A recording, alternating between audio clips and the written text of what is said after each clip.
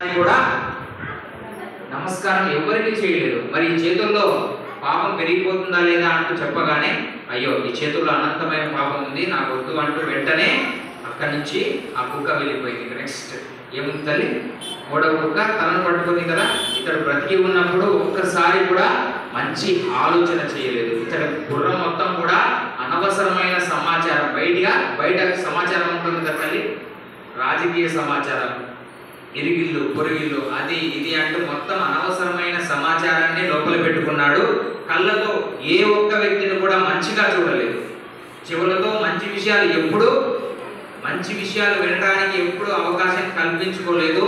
నోటితో కనీసం మంచి మాట ఎప్పుడు పలకలేదు. ఒక ఓంకారం కానీ, ఒక గురుమంత్రం కానీ, ఒక శ్లోకం కానీ ఏది పలకలేదు. కాబట్టి ఈ తల మొత్తం కూడా ఏం చేరిపోయి ఉంది, పాపం చేరిపోయి ఉంది. దీన్ని తింటే ఆ పాపం నీకు వచ్చేస్తుంది అంటూ చెప్పగానే అది ఏం చేసింది చెప్పండి, అక్కడి నుంచి వెళ్ళిపోయింది. ఇప్పుడు చెప్పండి.